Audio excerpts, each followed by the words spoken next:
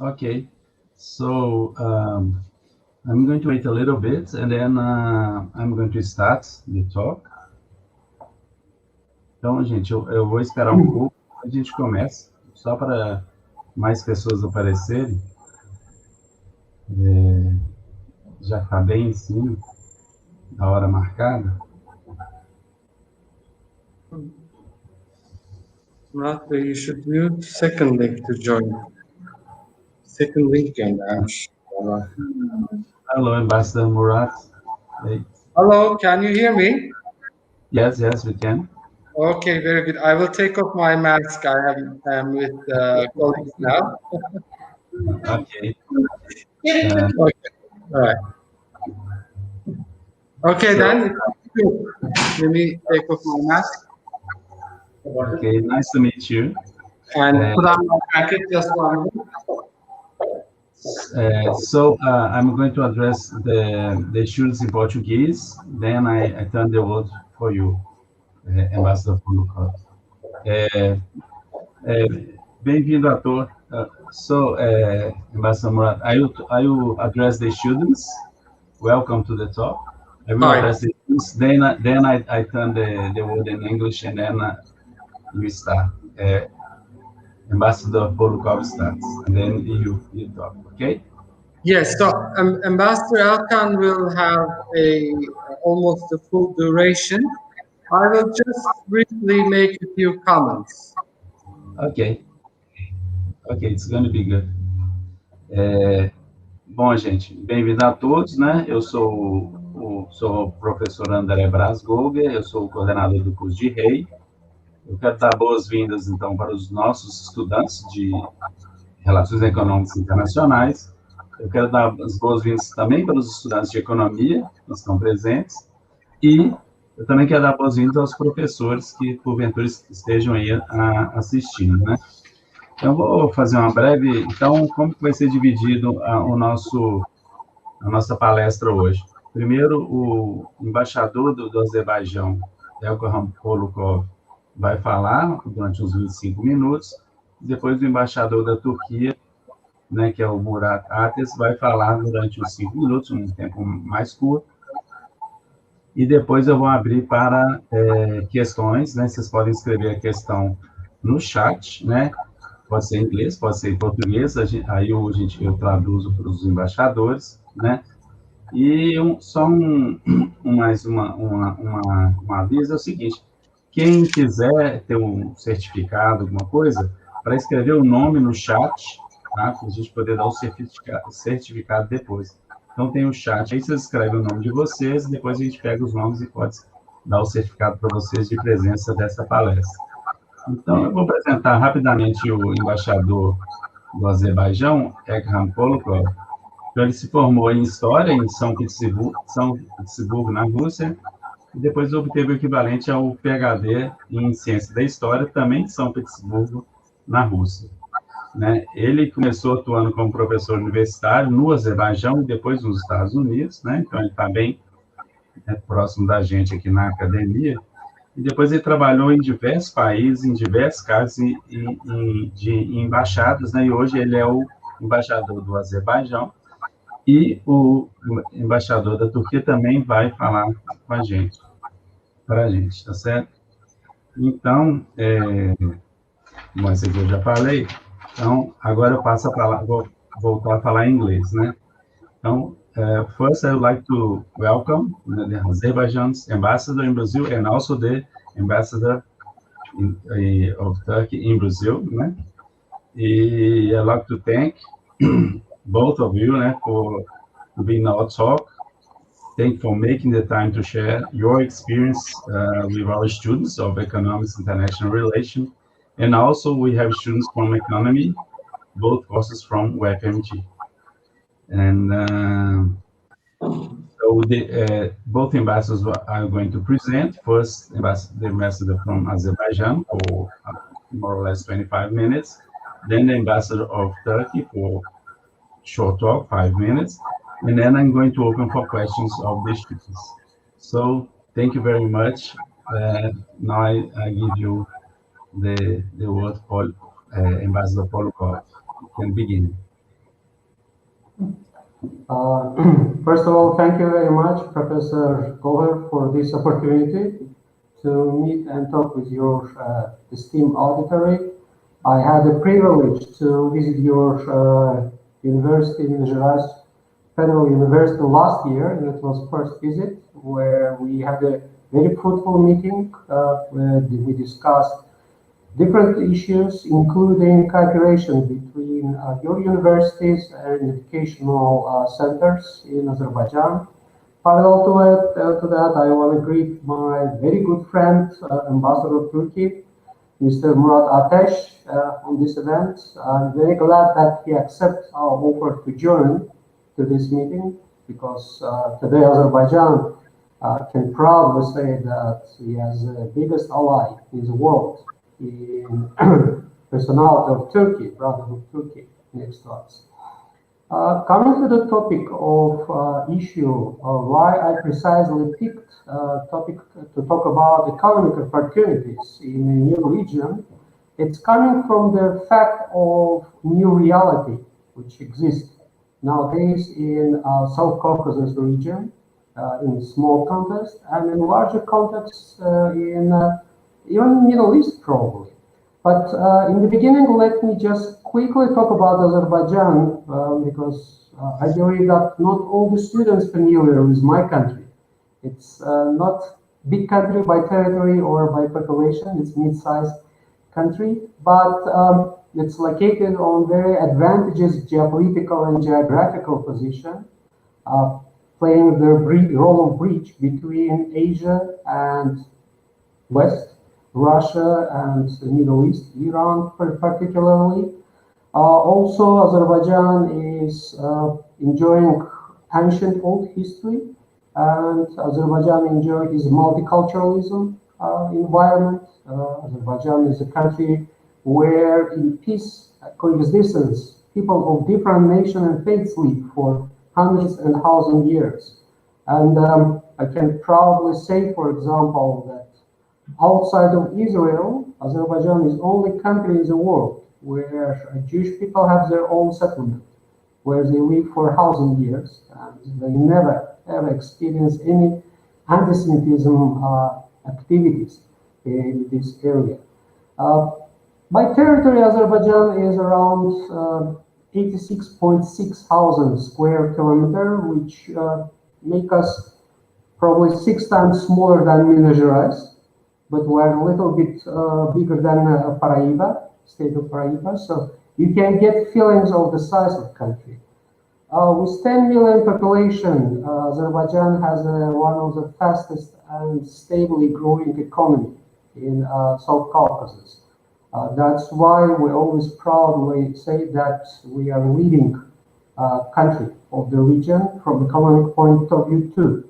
It's not only political but also economic point. We had a very diverse history, let's call it on that way, because Azerbaijan used to be part of different big empires in different period of times. But current territory of Azerbaijan in this current composition was established in 1918 when Tsarist Russia collapsed and Free Republic of South Caucasus, Georgia, Azerbaijan, and Armenia proclaimed their independence. That independence was not long-lasting, unfortunately. More or less around 2 years, we enjoyed our independence, but we become first democratic republic in Oriental or Muslim world. Can you imagine that in 2019, Azerbaijan granted right to vote to the old woman, eligible of course, who live in Azerbaijan at that time? It's happened not because we fear our ladies, it's just because we respect them too much. And it's happened when most of the European countries even didn't start to think about giving the woman the right to vote and participate on voting process. As I said, in 2020, the territory of Azerbaijan was conquered by Bolshevik Russia, and since 2020 we become part of Soviet Union until 1991, when Azerbaijan proclaimed restoration of its independence, which means that today Azerbaijan, modern Azerbaijan, its continuation, this country is continuation of the heritage of, we are continuing the past of our first democratic republic. Some historians count 3 phases of not independence, of coexistence of Azerbaijan. Current Azerbaijan, one is, as I said, from beginning of 20th century, when Azerbaijan was independent. Second, when we were part of Soviet Union, but even within Soviet Union, we were part, because it was union. Azerbaijan was Soviet Socialist, Azerbaijan Soviet Socialist Republic. And we represented 1 from 15 republics of the former Soviet Union. And since 1991, when we reclaimed our independence, back its continuation, and some, again, as I said, historians called it the Third Republic, while for us it's no division, official division between first, second, or third republics. To come to the economic or business issue of the how to build a business in Azerbaijan, it is necessary to talk about prehistory or pre-challenges which we had even before we regained our independence. Unfortunately, since 1988, Azerbaijan started to face territorial claims from neighboring Armenia, when neighboring countries start to put the claims on some part of the Azerbaijan based on the fact that this enclave within territory of Azerbaijan had a majority of Armenian ethnic nationality. So it was Armenian majority who live on a small part of Azerbaijan. And this became a reason to Armenia to claim this territory from Azerbaijan, which they changed after a while to the idea of independence, proclaiming independence, and the idea of creation of second Armenian Republic. So can you imagine that two countries with same population will exist in the world? It's no difference. It's not an issue of, for example, Korean Peninsula, where it's two countries but with different political system. While here it was obvious attempt of succession of territory of Azerbaijan, some part of Azerbaijan. And this kind of claims led to the conflict, very bloody conflict. It is so-called Nagorno-Karabakh, Armenian-Azerbaijan Nagorno-Karabakh conflict, because area which Armenian claimed was called Nagorno-Karabakh. It's still called Nagorno-Karabakh. It's led to the very bloody conflict, conflict which took life of tens of thousands of people. It was ethnic cleansing performed, implemented by Armenian military forces on the territory of Azerbaijan. And as a result of this conflict, by 1994, around 20% of Azerbaijan, just to imagine, it's roughly around territory of Amazonia, if you can imagine, went to under the occupation of Armenian military forces. More or less around 1 million people, Azerbaijani people, was ethnically cleansed from these territories and they become refugees, except Nagorno-Karabakh, where Armenians were majority, and initially which territory Armenians claimed for their independence, They also succeed to occupy 7 adjacent regions, which composed territory much larger than territory which Armenians claimed initially. It's become a huge burden to the economy of Azerbaijan, to the political structure of Azerbaijan, and we faced this burden for many years. How? Can you imagine when around 1/10 of your population are refugees and IDPs, internally displaced people? Can you imagine you cannot use any potential of roughly 20% of your territory, where you cannot develop economy, you cannot build anything, you cannot physically even access because it was a front line? And can you imagine that as a result of this military action of Armenians, the military aggression against Azerbaijan, all economic connection, contacts, or links which existed during Soviet time was ruined and collapsed.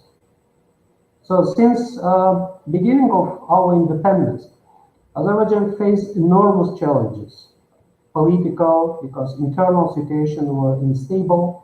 It was a big fight between different political powers and political parties to get power on their hands. It was, as I said, big pressure of existence of 1 million refugees and IDPs inside of the poor country where economy was destroyed. It was another big challenge because all of us were part of Soviet Union, and in Soviet Union it was no private property practically. Everything belonged, all industries, all economies belonged to the state. And we didn't have experience of market economy, or let's call it capitalist life.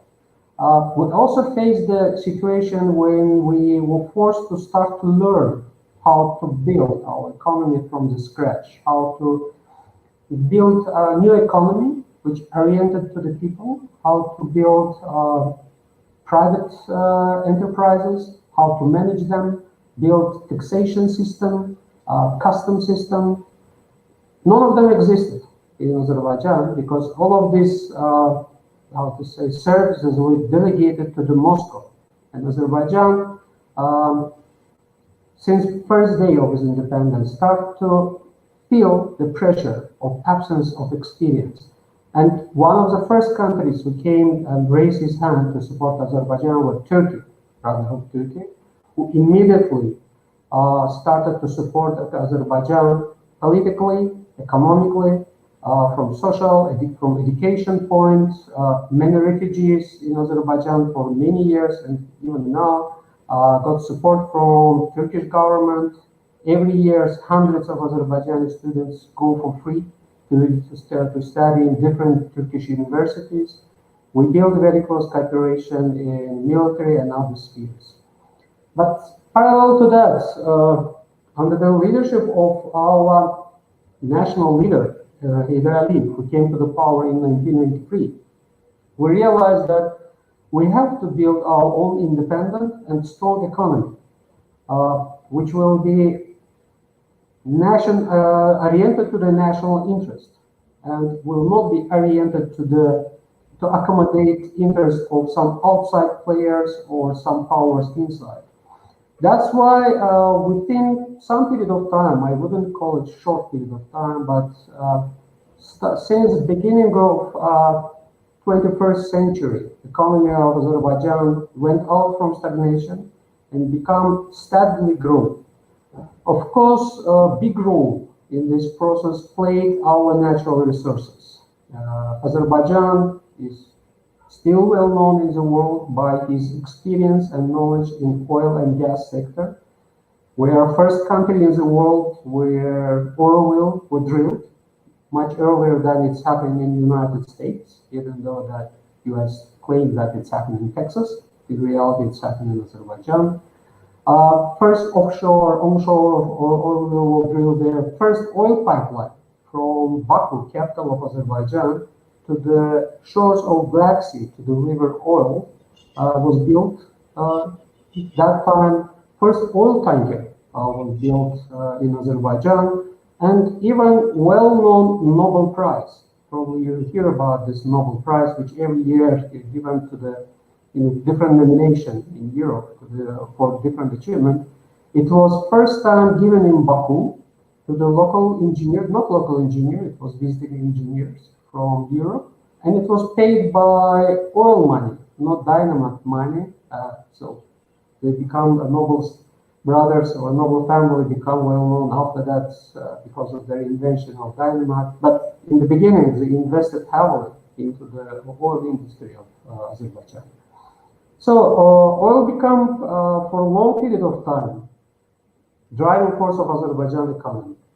We are quite heavily dependent from oil until beginning of 21st century, even after that, until decision to diversify the economy of Azerbaijan was taken by President of Azerbaijan, current President of Azerbaijan, Mr. Ilham Aliyev, to decrease our dependence from oil. If in the period of beginning of our independence, economy of Azerbaijan were 90, probably even 95% dependent on oil and gas revenues. Decision was done to decrease it, and currently we can proudly say that it's less than 60%.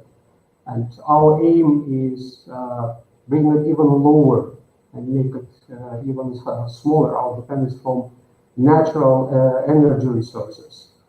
Yes, natural energy resources was one of the great projects implemented by Azerbaijan together with neighboring Turkey and brotherhood Turkey and neighboring Georgia, when we finalized pipeline from Baku to the Turkey.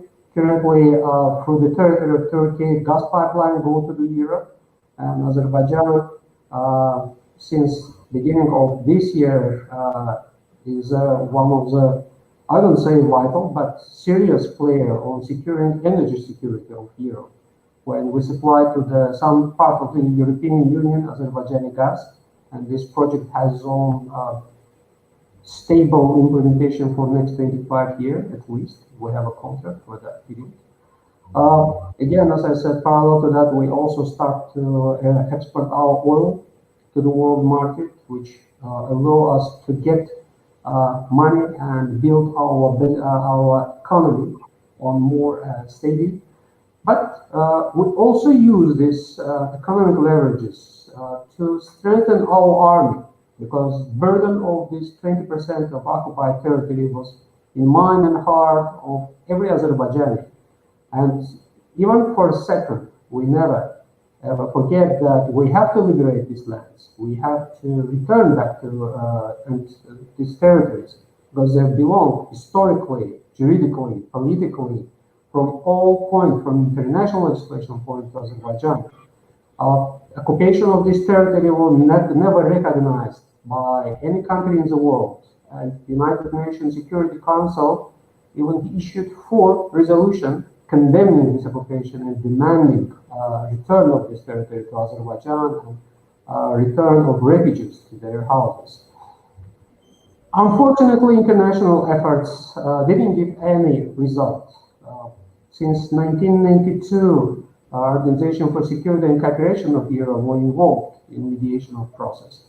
But for 28 years, Azerbaijan never ever seen even single step toward settlement, peaceful settlement of this conflict. But what we face every time is provocation from Armenian side, aggravation of situation, which led to the short 45-day war last year, we call it that way. It started on the 27th of September when Azerbaijan launched counterattack against Armenian aggression. And within 44 days, with moral support of countries like Turkey, Pakistan, Afghanistan, again, I want to underline moral support, political moral support, but without any military intervention, Azerbaijan restored its territorial integrity, which opened immediately up a lot of new economic opportunities. Because can you imagine when you can bring back to the economy or you get potential of development of 20% of your territory, which for 30 years was not under your control, it's opened a lot of doors for business development, a lot of other opportunities. One unfortunate moment, during this 30 year of occupation, 27 year of occupation, Armenian side, unfortunately, didn't build even one single building on these territories. They looted all the 7 districts. They looted natural resources, cut the trees, destroyed the historical monuments, destroyed all the infrastructure. And today Azerbaijan is using his money. And we have our own money because we wisely created a sovereign oil fund where we accumulated most of our oil revenues. We are starting to rebuild this territory to let the people go back and let the people to build there. Immediately after this 44-day war, which ended 10th of November, President Ilham Aliyev ordered to start to make assessment of damages of the territories. And practically all state bodies currently involved in this process, they're still working on that.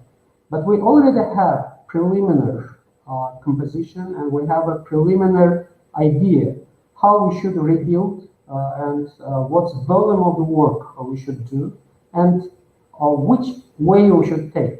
One of the main ideas which President Aliyev proclaimed from first day is to bring their green economy which will help us to save environment, economy which will help us to build clever or, I don't know, intellectually wise cities and villages where everything will be economized and everything will be built on a way where we can get maximum, potentially maximum revenue and effect from these actions. And to implement it with a much bigger scope, let's say. Yesterday, it was a decree of president about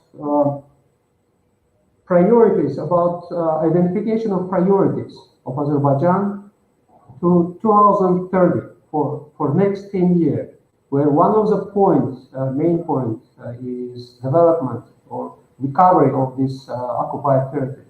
But it's not only this. It's this document identifies priorities of Azerbaijan in regional scope, in the global scope, and of course, as I said, internally.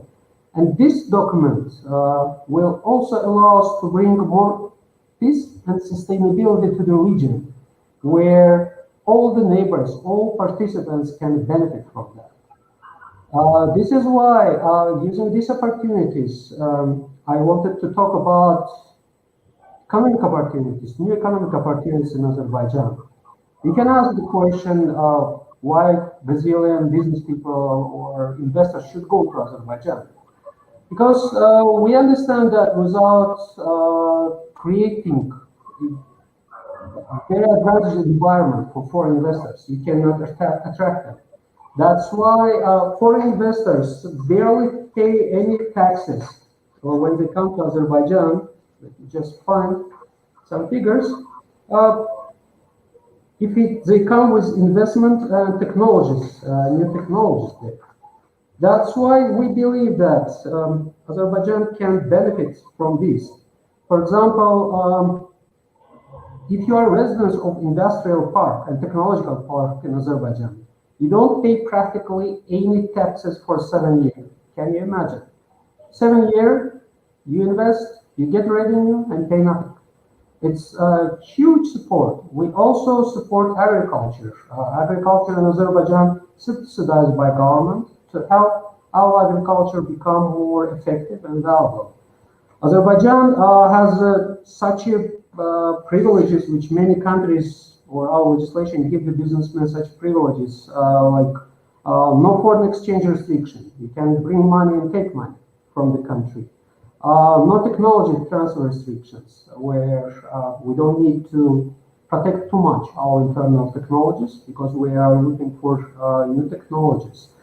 We don't have any discrimination between foreign and local business because we have special law protecting foreign investors. It's a separate law which precisely talk about foreign investors in the countries.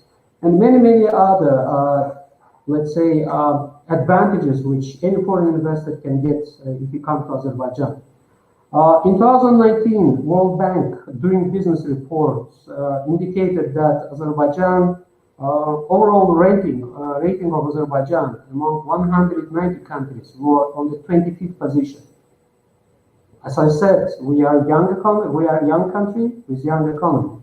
We switched from a socialist system to the market economy just 30 years ago. And this year, actually, we are celebrating the 30th anniversary of proclamation of restoration of our independence.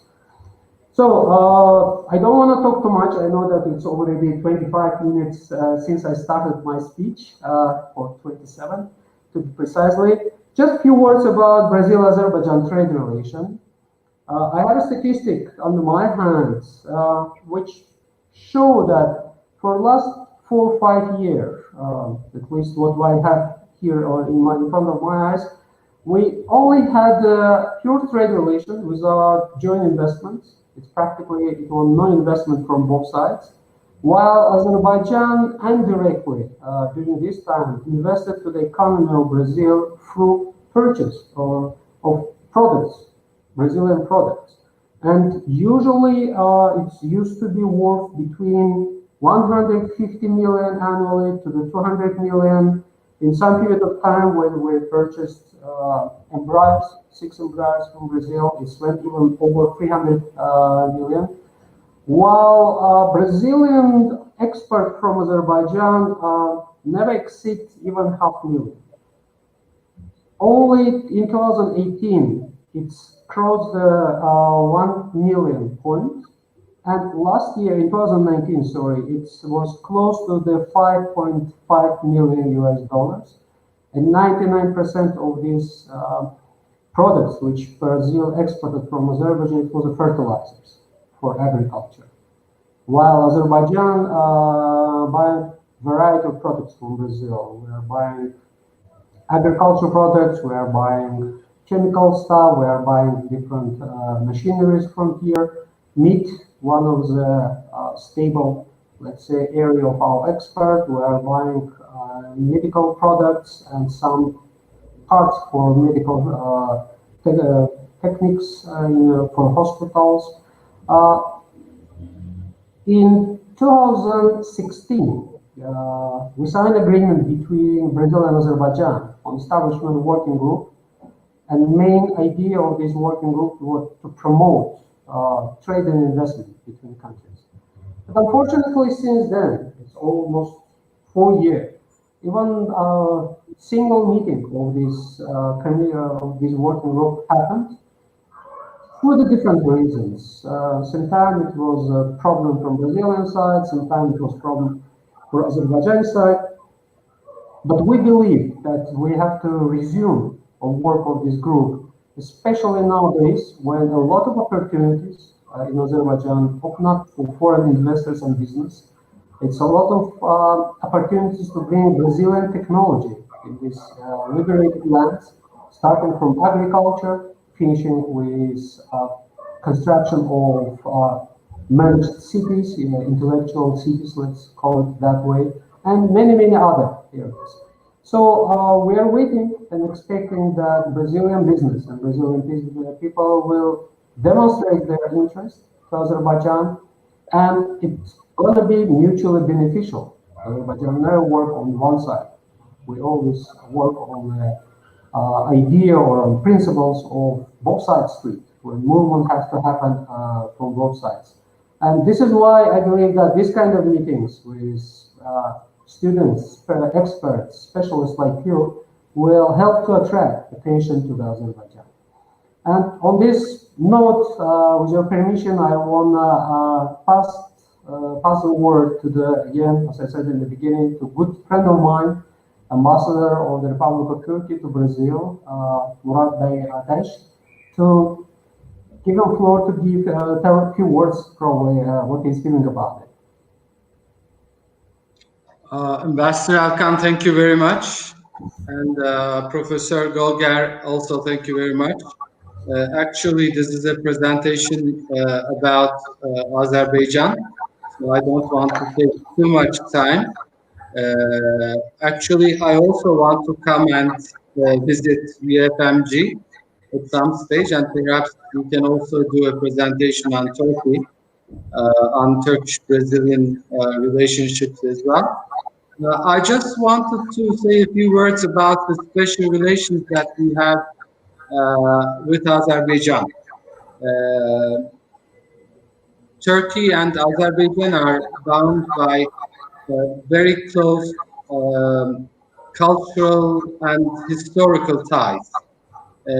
Actually, as a result of these ties, we say that it is two states but one nation, because both in Azerbaijan and in Turkey, the people are ethnically Turkish people, and we speak Turkish, so we can easily communicate with each other in the same language. And of course, Azerbaijan is our neighbor by a land border, because there is a part of Azerbaijan, Nahchivan, which borders Turkey as well. So the relations between the two countries are very close. Actually, Turkey was the first country to recognize the independence of Azerbaijan when the Soviet Republic broke up in 1991, but also in 1918 when the initial independence of Azerbaijan was declared. Again, Turkey was one of the first countries to recognize it, and we have historical ties as such. We have two consulates in Azerbaijan, and Azerbaijan, in addition to, of course, our embassies, two consulates in Turkey, which is the only country in that region that has such close diplomatic relations. And our relations are not just historical and cultural, but also in terms of economic relations, especially in terms of geostrategic relations. We have very close relations. From Azerbaijan to Turkey, mostly through Georgia, we have certain let's say, energy and transportation corridors. And these corridors are not just to the benefit of our two countries, but they are to the benefit of the whole region. Actually, we can say that these corridors can be seen as part of the bigger Silk Way, and we are now re-establishing this Silk Road, rather, let's say, Silk Road. So it's part of the Trans-Caspian Southern Corridor, which is quite important. And as I said, it's not just to the benefit of our two countries, the whole region, as well as the bigger part of the world. For example, the oil which comes from Azerbaijan is distributed throughout the world. And again, natural gas is aiming for all of Europe. So these are quite important in terms of energy security for a very broad area of the world. In short, I should say that because of our cultural, historical relations, and also with our economic relations, we are very close to countries, and we support each other in many areas. And of course, Turkey has supported Azerbaijan with regard to the Nagorno-Karabakh conflict, not just because of our close relations, but because of the just and rightful position of Azerbaijan on this issue. As the ambassador explained in detail, almost 20% or even more of Azerbaijan was occupied by Armenia for the last 30 years. And during the most recent clashes, which were again started by Armenia, Azerbaijan was able to get back an important part of these occupied territories. And now the reconstruction of these areas are on the agenda. And we, of course, did not support militarily. We did not send troops or anything during this conflict, but we have been very supportive of the rights cause of Azerbaijan in this regard. And as I said, our cooperation with Azerbaijan, we look at it as a more within a more broad context, also for the benefit of third countries as well. And of course, Brazil can be one of these countries that can be included in this cooperation. Thank you.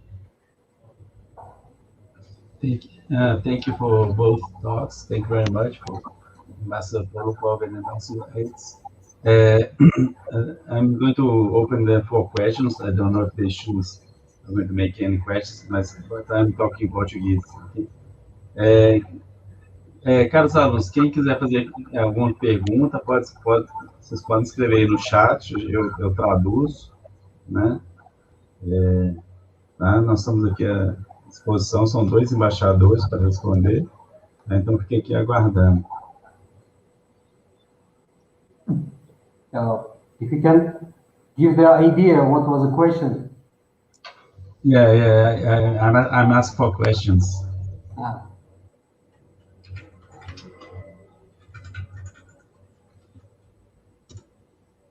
But I don't know, they are not used to having talks in English, so they feel ashamed sometimes, and they are not at all used to have talks with ambassadors. So, yeah. I see that Andre Bros, you asked to ask the questions, okay? Yeah, that's, I wrote. You can write on Portuguese também. Você pode escrever em português também, por que não? My Portuguese is very poor.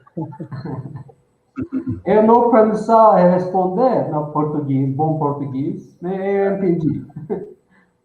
I didn't know that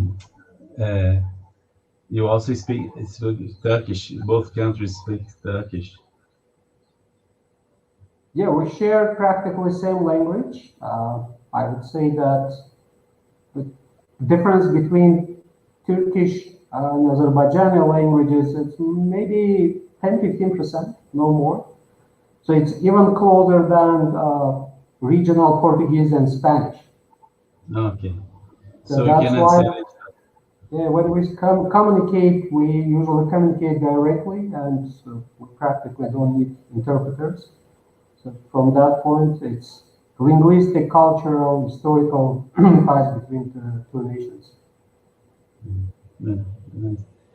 Yeah, I was thinking while you were talking, it's that my generation, when we studied in school, we studied the Soviet Union.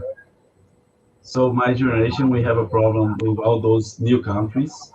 And the new generation, they're going to learn all these new countries. So I think it's going to be easier for them to know about all these new countries from Soviet Union and also from ex-Yugoslavia. So, yeah. You know, if we look to the map of Soviet Union, you can see that after the collapse of this biggest empire in the world, biggest country in the world, 15 republics proclaimed their independence, but different republics have their different future. So it was not similar future which all the countries have. Countries like Azerbaijan, Armenia, Azerbaijan and Georgia immediately face territorial claims. Moldova also faced same situation with its Transnistrian, let's say, territory. Central Asia had a more or less peaceful transformation from, let's say, Soviet Union to the independence. But biggest challenge to all of us were economic challenges. As I said, we used to live in a centralized economic system where Soviet Union had a 5-year economic plan, and this economic plan was divided between republics. All the republic has their own angle of development. For example, during Soviet Union time, Azerbaijan was producer of around 60% of heavy machinery for oil industry of Soviet Union. But when Soviet Union collapsed and modern Western technologies came to the scene, we realized that this old technology will not work effectively. And you can imagine if your economy is very heavily oriented on that side, and you need to diversify.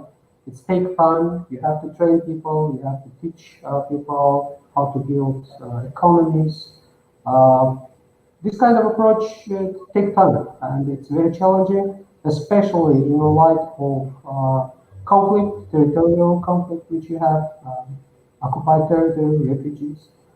But don't want to take too much. I see that it is offer of 2 questions. Yeah, we have 2 questions.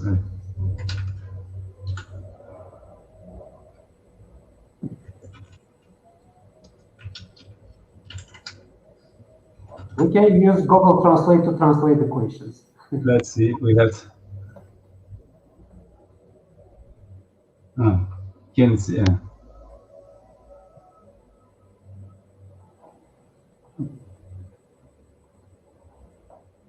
Can you read? Just a second. No. Okay. Azerbaijani Azerbaijani ambassador, whatever the conflict with Armenia that occurred last year will impact the country's international trade. Good question, Miss Oliveira. Definitely. For the beginning, it's going to have some impact because Azerbaijan, for example, for many years was one of the biggest investors to the neighboring countries like Georgia, or even Turkey itself. Azerbaijan was a very serious investor to the country. Like Turkey, we invested to the gas network system in some European countries. We invested in petrol, let's say, business of some European countries, this and that. Since end of the war and liberation of these 20% of territories, of course, some part of our foreign investments will be internally oriented to restore this territory and rebuild economy on this territory to allow people to return back. You cannot just give the land to the people and say, okay, go and use. We have to build a network. We have to build definitely logistic and other systems which will allow people peacefully go and live and prosper there. Especially taking into consideration that we also will support and we have to support our Armenian citizens who still remain on these territories.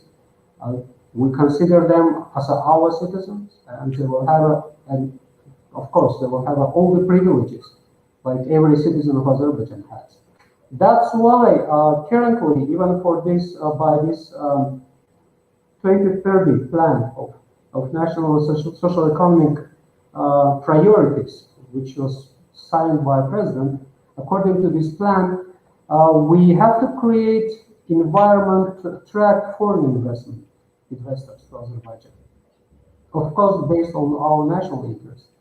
And we already have a few companies from Turkey and Italy. He already started to work in Azerbaijan, investing to the Azerbaijan. But it doesn't mean that we're going to stop all existing and ongoing projects.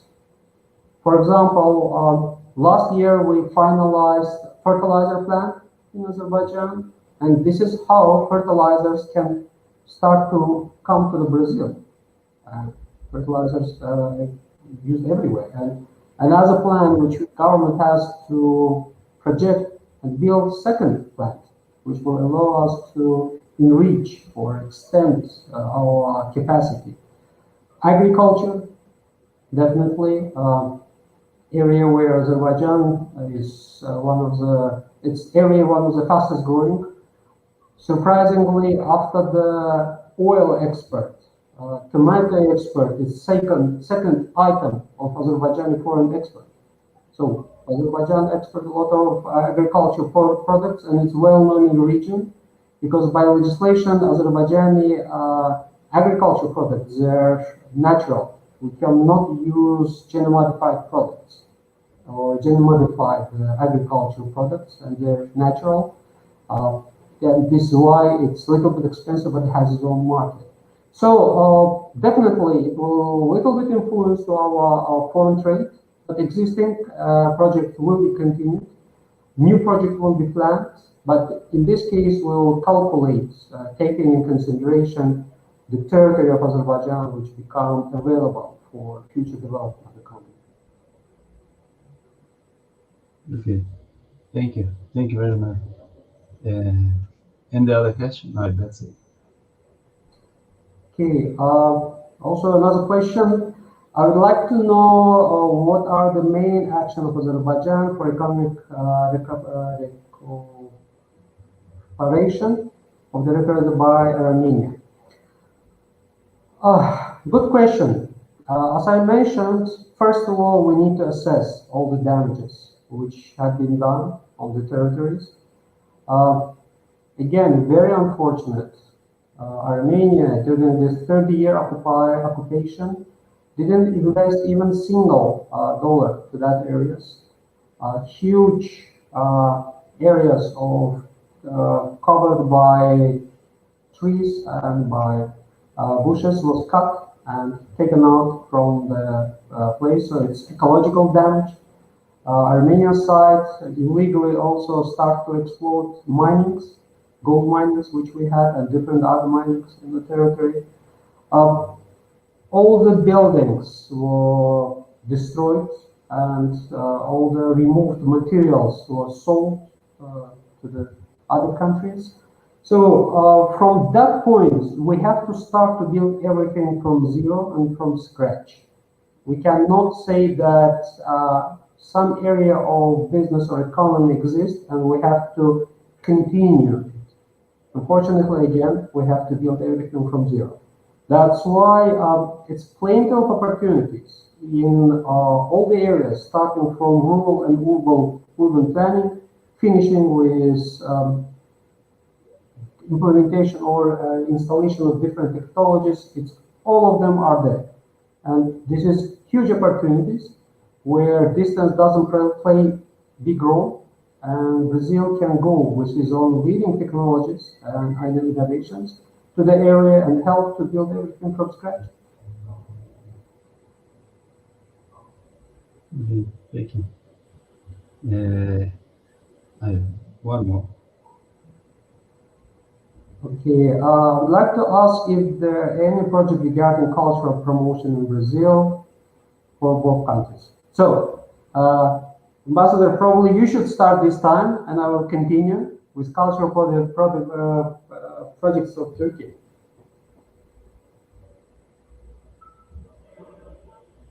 We cannot hear you.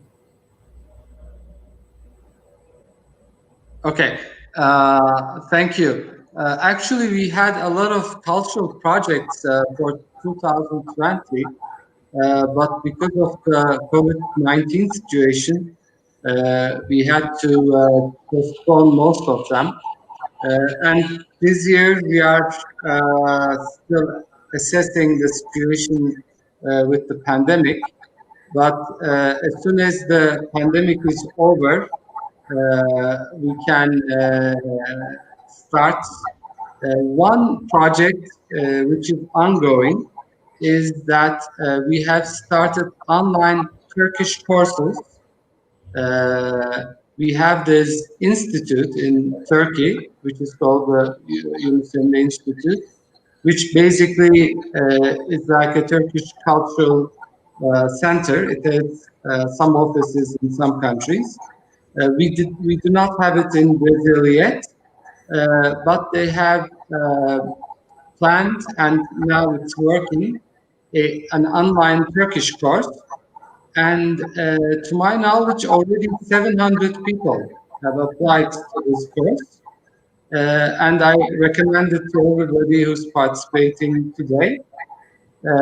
We are still continuing our Turkish scholarship project, both for the Turkish language course and the Turkish scholarship program. You can go to our embassy website where you can find information. Of course, these are online, so it's easy. But hopefully soon, once the pandemic is over, we will also be more physically active in Brazil. With your permission, I will also turn to our side. Unlike Turkey, which has a relation with Brazil for probably around 200 years, Azerbaijan is quite new in this continent and in this country. Our embassy was opened only in 2012, and before that, as I said, long period of our history was as a part of Soviet Union. But since embassy was established here, we implemented a number of different cultural projects, starting from dancing and musical groups, which we invited here. We had the jazz concerts in São Paulo, in Rio de Janeiro. Our representative of our symphonic orchestra also visited Rio de Janeiro several times, and Brazil, where they performed. For the exhibition, we held a number of them in Goiás, in São Paulo, in Rio de Janeiro. For this year, of course, with correction to the pandemic, we already start to work on some cultural projects, namely, again, exhibitions in Curitiba, in Goiás, in Belo Horizonte, also São Paulo and Rio. But again, everything connected heavily to the, unfortunately, to the coronavirus and situation with that disease. But we are very optimistic about all of these possibilities. And as Ambassador mentioned, Ambassador Atesh mentioned, we also have a scholarship projects or scholarship opportunities to study in few Azerbaijani universities. Currently, it's not online scholarship; it's still physical scholarships with some preconditions. But welcome all the students to join to investigate. One of them offered by Azerbaijan Diplomatic Academy, another by Azerbaijani University, or actually three. Other Baku Oil School, and one is Caucasus University. Thank you. Okay, after the collapse of Soviet Union, did Azerbaijan suffer any form of deindustrialization? Yes, Azerbaijan not only suffered, we immediately feel it and immediately get all the burden and heavy hit by deindustrialization. Again, why? Because in Soviet Union, all the industries was interconnected. Some part was produced in Azerbaijan, sent to the Armenia, from there to be assembled, sent to Uzbekistan. This is how one big country used to manage its economy. But because Soviet Union was very conservative country, the modern technologies or Western technologies in many areas never were accessible there, which led to the situation where Soviet technologies in some areas, not some, most of the areas were not very effective. Yes, Soviet Union had its own strong side, which we still enjoy. It was education. Today, Azerbaijan, literacy in Azerbaijan is practically 100%. We do not have even single illiterate people, which led to the situation when you can have a labor force well educated, can lead to the situation when your academic, so let's say researches or academic activities can be supported by your own academician, led to the situation when industries can have people with high education and who can be familiar with modern Western and other technologies. That's why the industrialization, of course, heavily damaged Azerbaijan economy, but thanks God, within the 30 years, we overcome. I even just remember time when Western oil companies start to come to Azerbaijan to rebuild Azerbaijani oil industry. 80% of engineers there were expats or foreigners, and only 20% were Azerbaijanis. Today, it's vice versa. We have probably 5–6% of foreigners who come to support specific areas of our oil industry, and the rest is our own specialists.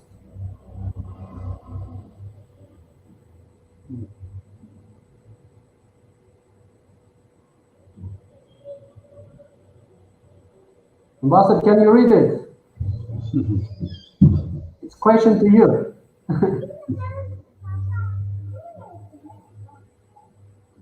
And you need...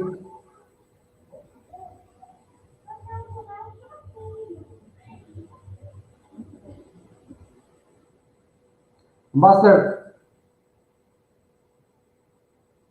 Okay, can you hear me now? This is a question from Fabio Luis. I would like to ask the Turkish ambassador, how has Turkey been acting politically in relation to the conflict between Azerbaijan and Armenia?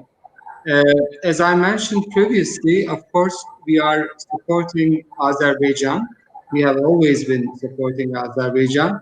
And this is not just because we have very close cultural ties and close relations with Azerbaijan, but because of the rightful position of Azerbaijan on this issue. As I said before, and as the Azerbaijan ambassador mentioned, territories of Azerbaijan have been occupied by Armenia for almost 30 years. And Azerbaijan has used the status quo in its favor and has declined to negotiate a solution. And furthermore, it has been aggressive. The recent clashes actually were started by Armenia, and eventually Azerbaijan was able to take back some of the occupied territories.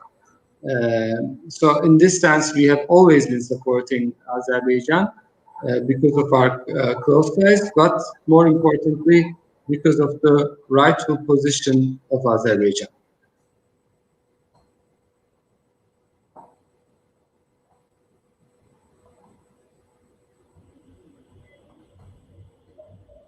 Okay, question to both ambassadors. The growing good relation between Brazil and Israel would be any hindrance to the Turkey-Brazil and Azerbaijan-Brazil relation, or would it actually be a good thing? Ambassador Atesh, maybe you go ahead and I will continue. Yes, I will. Well, you know, Turkey is one of the countries that has recognized Israel in the very initial stages of its establishment, and our relations with Israel continue. Of course, some of the actions of Israel recently with the Netanyahu government, we have been criticizing, but this basically is not a permanent relationship between Turkey and Israel. We hope that the existing government in Israel will stop some of the unacceptable actions that it has been taking. But apart from that, actually, Turkey and Israel does not have any problems. Actually, Turkey, the relationship between the Jewish people and Turkey goes all the way back to the Ottoman Empire. The Jewish people who actually now live in Israel, some of them have come from Turkey, but I have to mention this. They have actually migrated from Spain during the Inquisition time, many centuries ago, and they were welcome in Istanbul, in Turkey, and they have lived there for centuries. And the language they speak for this reason is Ladino, which is Spanish, actually. And once Israel was established, some of them migrated to Israel, not because they had problems in Turkey, but because they wanted to live in a Jewish state. But some of them still stayed. They stayed in Turkey, and they're still in Turkey. So the approach, the attitude of Turkish people for centuries since the Ottoman Empire has been very good with Jewish people. And again, during the Second World War, a lot of Jewish people escaped from Nazi Germany to Turkey, where they were welcome and where they lived happily for a very long time. So basically, the relationship between Israel and Turkey should not just be seen with the existing governments in Israel. And in my turn, as I mentioned before, Jewish people live in Azerbaijan for centuries. According to the different estimations, we arrived to Azerbaijan even before BC. They never experienced any problems there. When it's come to the Israel-Azerbaijan and Israel-Brazil relations, we welcome all the balanced and well-built relations which work for benefits of nations who involved. In this situation, we see that Brazil and Israel had a very intensive relation in different areas, starting from support on taking fight with fires in Amazonia and finishing with some joint investment projects. While Azerbaijan has a very intensive economic political relation with Israel, we are one of the rarest Muslim countries who established relation with Israel from since beginning of our independence. And Israel embassy opened in Baku and worked since mid of the 90s of 20th century. And today we can definitely say that we only welcome relations which help and allow the nations to benefit and prosper within, of course, international legislation, within international normal principles of law.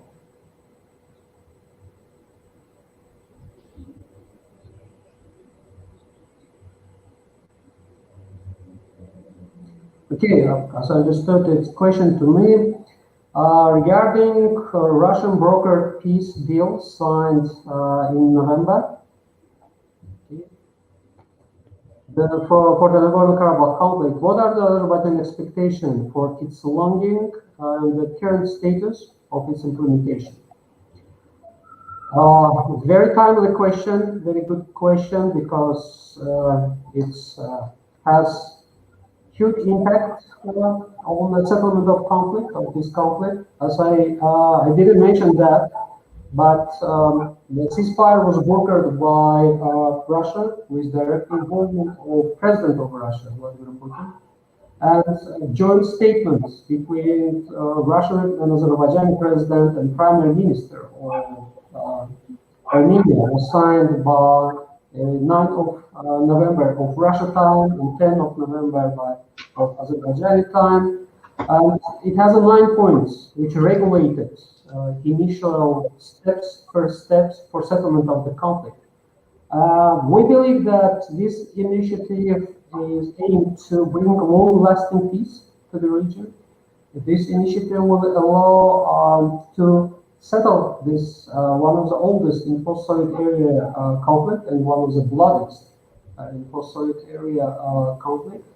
It has its own terms and conditions, and these terms and conditions allow to say that both nations, in this case it's Azerbaijani and Armenian, both countries will have and already have incentives to work to build strong and long-lasting peace to bring prosperity.